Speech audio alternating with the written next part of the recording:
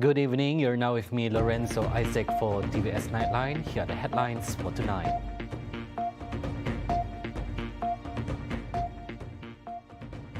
CIMB Bank Berhad to expand loans assets in Sarawak.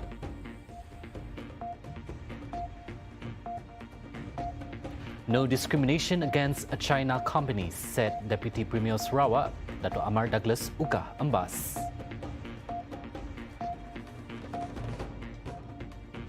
Sarawak's electricity strategy in the limelight.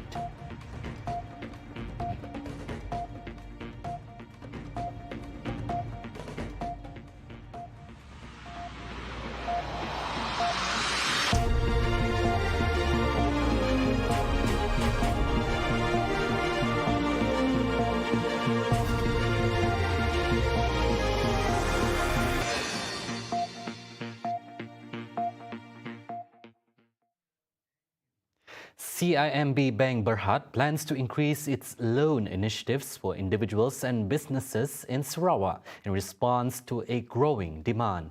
The decision was a focal point of discussions between CIMB's Chief Executive Officer CEO, Dato' Abdul Rahman Ahmad, and Premier Sarawak, Dato' Patinggi Tan Sri Abang Johari Tun Openg during a courtesy call at Wisma Bapa Malaysia earlier today. CIMB dalam kita punya aset untuk memberi pinjaman kepada Sarawak, syarikat Sarawak dan juga kepada rakyat Sarawak lebih 7 bilion ringgit ya. Dan kami berhasrat untuk mengembangkan lagi aset-aset yang pinjaman-pinjaman yang kami berikan untuk rakyat Sarawak. When met by the media, Abdul Rahman said that the company is also ready to work together with the Sarawak government to develop Sarawak's economic sector. According to him, the move is part of efforts to support the Sarawak government's aspirations to become a high-income state by 2030. Itu kita adalah menjadi kita punya platform ya untuk membuat pelbagai discussion, perbincangan dengan Premier bagaimana CIMB boleh menolong dan terus membantu Sarawak, aspirasi Premier dalam mengembangkan ekonomi Sarawak yang sekarang memang berkembang amat besar. Sarawak does not victimize nor discriminate against companies from China that are involved in big infrastructural projects in the region. Deputy Premier Sarawak, Dato' Amar Douglas UGGAH Ambas, said that the state government is merely imposing its power to ensure that the contractors are responsible for completing their projects on time. He said such impressions and allegations came about when the contract for the construction of the Rambungan Bridge in Kuching was terminated recently.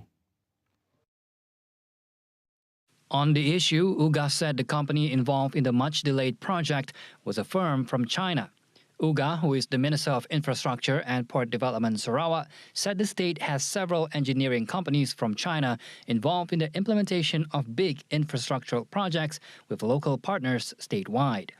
He stressed that Sarawak has always been very objective in its assessment of any contractor's performance in the state's project. Should they are not showing the performance as expected, there will be a time when we have to do the termination of the contract. Like what we did with the Rambungan Bridge the other day. Rambungan Bridge also involved a Chinese company, and there was some impression that we are victimizing them. But we are not. We are just enforcing our regulation. We must enforcing our law to make sure that contractors are responsible to complete their project on time. Earlier, UGGAH visited the construction site of the Batang Saribas 2 bridge in Baladin and had previously visited the Lupar Bridge 1 and the Batang Saribas 1 bridge construction sites. Joining him were the Chinese Consular General to Sarawak, Xin Weiping, MIPD Permanent Secretary Dato' Chiu Chi Yao, and Public Works Department Deputy Director Mihan Jorai. UGGAH extended the invitation to Singh to let him better understand the situation as 3 contractors from China were involved in the projects. He informed him that should any companies fail to deliver up to the expected performance, the contractors would face the consequences. Meanwhile, on the 848.745 million ringgit Batang Lupar 1 bridge project, UGGAH said he was happy with its progress despite some minor issues. It is slated for completion by November 2025. The Saribas Bridge 1 and Saribas Bridge 2, meanwhile, are scheduled to be completed in April 2025 and August 1st, 2025, respectively. The recently convened Energy Planning and Coordination Committee (JPPT) delved into discussions regarding the coordination, planning and allocation strategies for electricity in Sarawak. The Ministry of International Trade, Industry and Investment Sarawak Mintred disclosed that the deliberations chaired by Sarawak Deputy Premier Dato' Amar Awang Tengah Ali Hassan involve a comprehensive review and assessments of the balance between the supply and demand for energy in Sarawak. In a statement, Mintred said the discussions encompassed the sequential examination and timeline of major investment projects in electricity generation and related network development. The ministry added that the meeting on January 17th was attended by Sarawak's Minister of Utilities and Telecommunications, Dato' Sri Julaihi Narawi, Deputy Minister of Energy and Environment Sustainability Sarawak, Dato' Dr. Hazlan Abang Hipni, and Sarawak State Secretary Dato' Amar Muhammad Abu Bakar Marzuki. This is in alignment with the Sarawak government's commitment to advance strategic energy management and encourage sustainable development. Operating under the Regional Corridor Development Authority, or RECODA, led by Awang Tengah, the PPCC was initially established during the early stages of the Sarawak Corridor of Renewable Energy, or SCORE, formation as a channel to oversee strategic development and distribution of energy dedicated to bulk industries. On June 12, 2023, the JPPT was revived to address and coordinate the surge in electricity demand from various agencies. Mintred pointed out that this initiative led to the establishment of a centralized body tasked with coordinating the overall planning of development and electrical supply for the state. The Sarawak State Government is set to construct 2 transit centres for the homeless (TTGs) to address homelessness in Kuching City.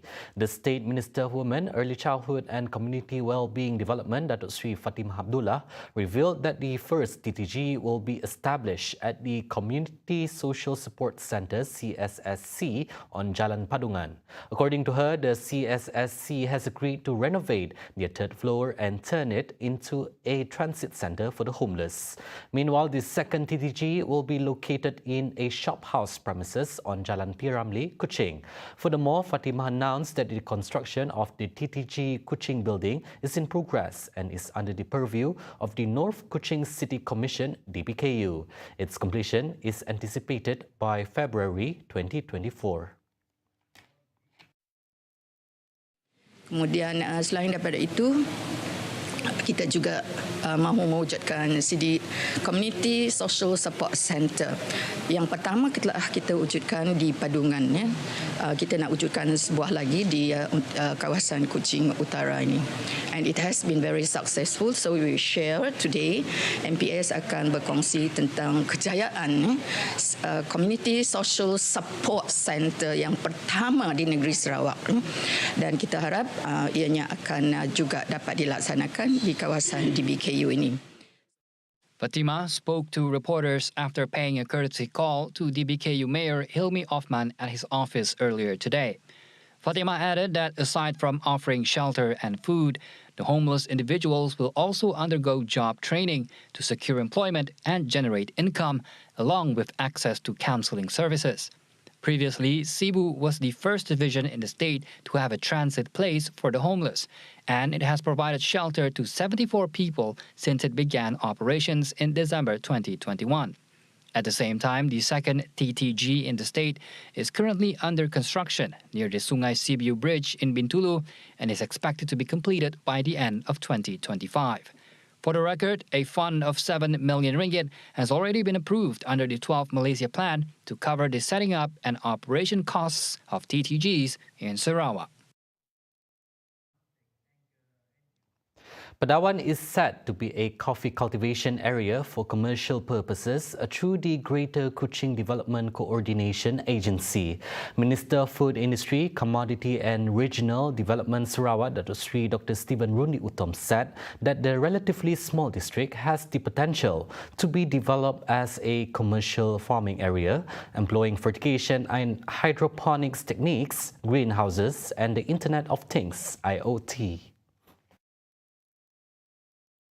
Saya mungkin boleh berbincang, kita boleh bentuk ini transform into agropark yang dedicated untuk kopi, supaya segala-gala hal lewat kopi yang kita hasilkan di Sarawak sudah ada panggil identity, dan saya berharap ini akan menjadi suatu teladan kepada kawasan-kawasan RGC yang lain yang sedang mencari bagaimana arah tuju masa depan RGC. He spoke to reporters during a press conference after witnessing the handover ceremony of the Padawan GKC takeover documents by GKCA at the Padawan District Office earlier today. He added that Padawan was among the 11 GKC areas approved by the Sarawak government to establish more organized and comfortable village centers for the local residents through the provision of basic infrastructure such as roads, utilities, and telecommunications. Several development phases are also planned for the Padawan area, including the construction of a multi-purpose hall, a collection center, processing and packaging facilities, places of worship, shop buildings, a farmer's market, and a petrol station. The Department of Irrigation and Drainage, DID, and the Limbang District Council, MDL, are urged to identify the best approaches to address the recurring floods in two flood-prone areas, namely Taman Damai B and Taman Sri Patiambun, Limbang. Bukit Kota Assemblyman Datuk Dr. Abdul Rahman Ismail said that these two areas are frequently submerged, with water entering residents' homes every time heavy rain is followed by a high tide. He also mentioned that the flooding is damaging to residents' properties and main roads. Jadi saya minta supaya agensi kerajaan yang terlibat, khususnya DID dan juga Majlis Daerah Limbang, melihat bagaimana nak mengatasi masalah. Di Taman Damai kita dapati bahawa keadaan longkang tidak diselenggara. Longkang konkret ada, tidak diselenggara. Dan juga terdapat outlet yang perlu dibina lah. Jadi di sana saya minta DID yang pertama, yang kependek, membersihkan parit-parit konkret yang sedia ada, dan yang kedua mencari peruntukan untuk membina parit outlet. Mungkin kosnya dalam lingkungan 300,000. He was speaking to reporters during a media visit to Taman Damai B and Taman Sri Patiambun earlier today. The recent flood has left 11 residents in Taman Damai B unable to salvage their belongings due to the rapid onset of the situation. Flash floods have also severely affected Lorong 5 and Lorong 7 in Taman Sri Patiambun, Limbang.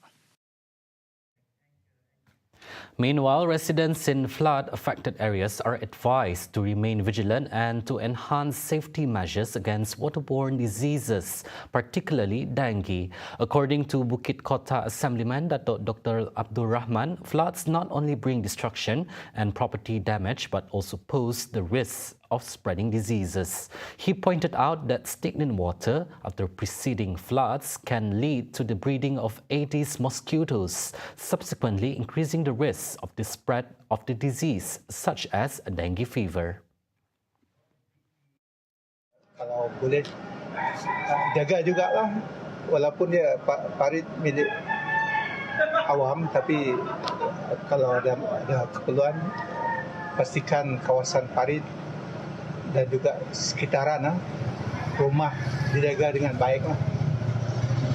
Bukan saja untuk mengelak banjir, kita juga untuk mengelak contohnya kes-kes bawaan nyamuk seperti denggi.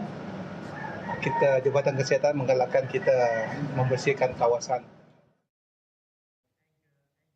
Coming up right after the break, Sarawak TYT nomination receives royal consent. GLCs urged to remain supportive of Bumiputras. Right here on TVS Nightline, stay tuned.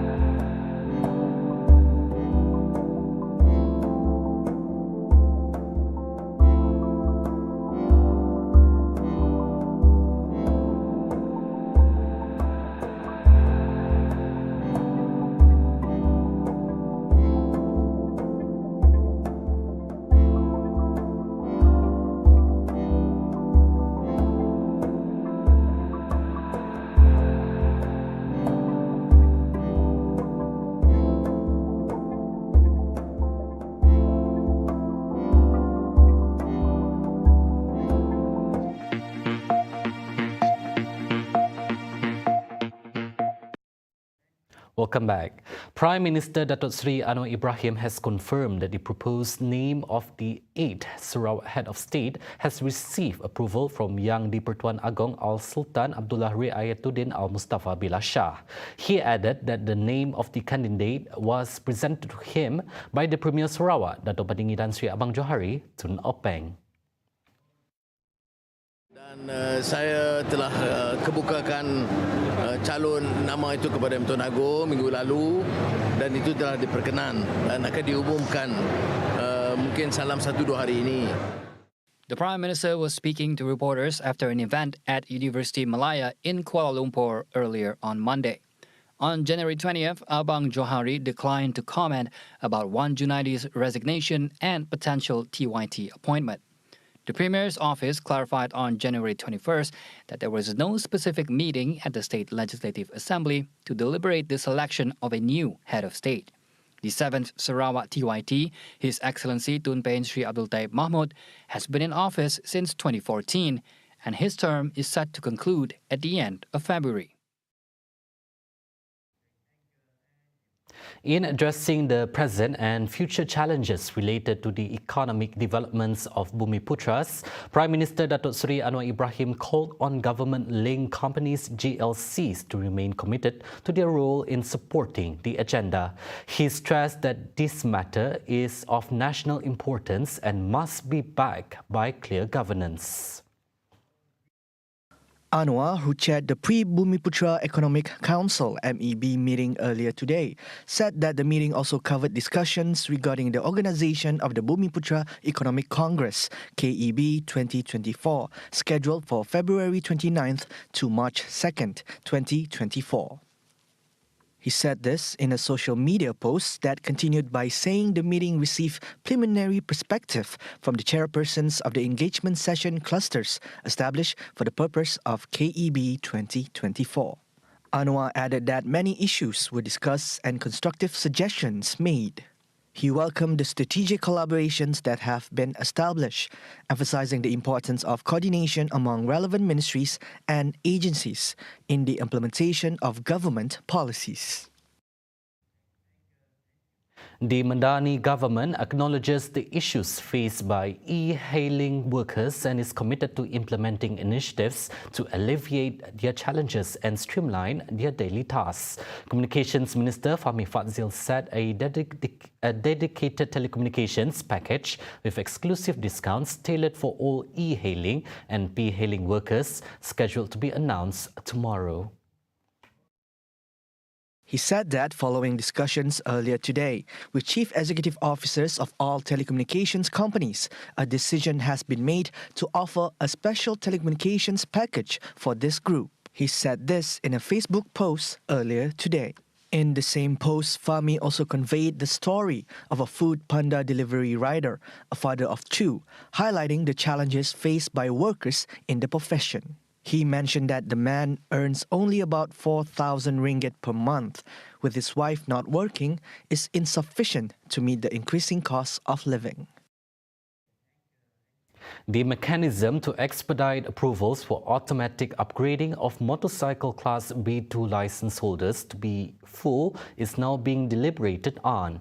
Deputy Prime Minister Datuk Seri Dr. Ahmad Zahid Hamidi said that this matter was discussed in a joint meeting between the Ministry of Transportation and the relevant authorities before it is being finalised. The qualification criteria includes taking into account the age of license holders, 35 years old and above, as well as how long the vehicle license has been held. Apa yang kami telah bicarakan, saudara tadi dengar bahawa ada tempoh tertentu, utamanya dari segi umur. Pemohon itu mesti berumur 35 tahun ke atas.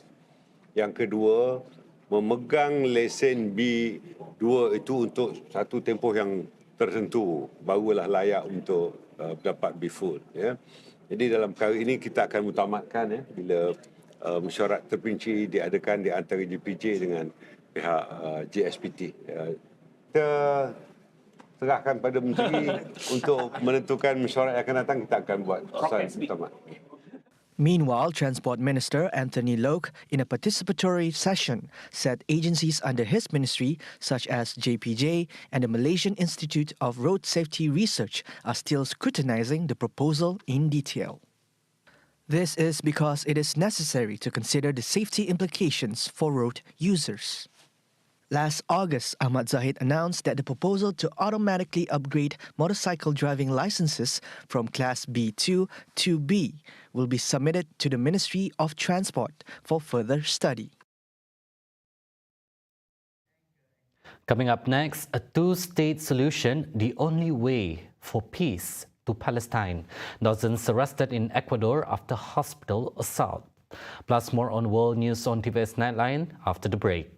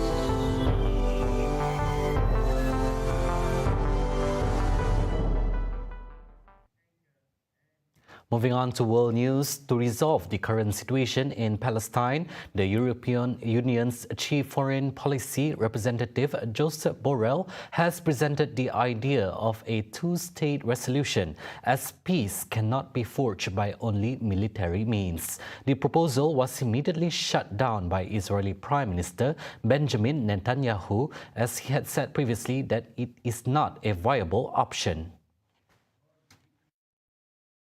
Borrell emphasized that the key to achieving lasting peace in the region is for an external imposition of a two-state solution. He also reiterated the United Nations condemnation of Israeli Prime Minister Benjamin Netanyahu's unacceptable dismissal of appeals for a Palestinian state in the aftermath of the Gaza war.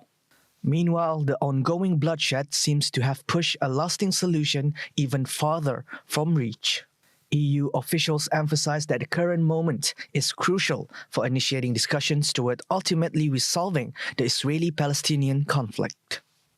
Currently, 27 EU ministers are scheduled to meet with Israel Foreign Minister Israel Katz and subsequently engage in a separate discussion with top diplomat of the Palestinian Authority, Riyad al-Maliki. It is anticipated that Qats and Maliki will not have a joint meeting. Police in violence-plagued Ecuador on Sunday arrested 68 people who had attempted to take over a hospital in the country's southwest in the midst of a war between drug gangs and the security forces.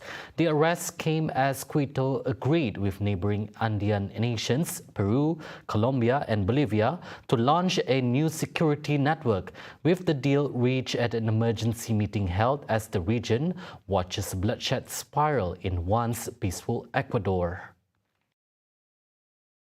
Police said that those detained were believed to be trying to rescue a colleague who was admitted to the hospital with injuries hours earlier. Additionally, they also raided a rehabilitation center that housed a gang command center and brothel, and where several alleged gang members were hiding. Ecuadorian authorities have recently closed hundreds of such centers, essentially gang-run clandestine hospitals that officials say do not have a proper facilities for patient care. Once considered a bastion of peace in Latin America, Ecuador has been plunged into crisis after years of expansion by transnational cartels that use its ports to ship drugs to the United States and Europe. After a recent spat of violence sparked by a prison escape of Adolfo Marquez, a drug kingpin known as Fido, President Daniel Noboa imposed a state of emergency and declared the country in a war against gangs. Drugs cartels reacted swiftly, threatening to execute civilians and security forces and taking hostage dozens of police and prison officials since released. There are some 20 criminal groups in the country of 17 million people, with membership thought to exceed 20,000. A Sri Lankan political party leader and 4 others were killed in a rare drive-by shooting, as confirmed by the country's authorities. Sri Lankan police reported that although the motive remains unclear, it was assumed that Saman Pereira, who was the chairman of the Our Party People Party, seemed to be the primary target in the attack. Pereira was fatally shot in the southern town of Berliata, approximately 200 kilometers south of the capital, Colombo. Police said that his vehicle had stopped at a roadside restaurant when assailants in a pickup truck unleashed gunfire before hastily fleeing the scene. The shooting occurred concurrently with a nationwide anti-crime operation, which was supported by soldiers, resulting in an arrest of over 44,000 individuals in a sweeping crackdown. One local media reported that the police were aware of a feud between Pereira and a local criminal boss, a connection that may or may not have led to the outcome of the incident. See the world closer with TVS as we bring you the latest news updates both locally and internationally. For more headlines anytime, anywhere, just head on to our official website at tvsarawak.my or follow us on our social media platforms. Those were the updates on TVS Nightline. I'm Lorenzo Isaac. Thank you for watching and have a good night.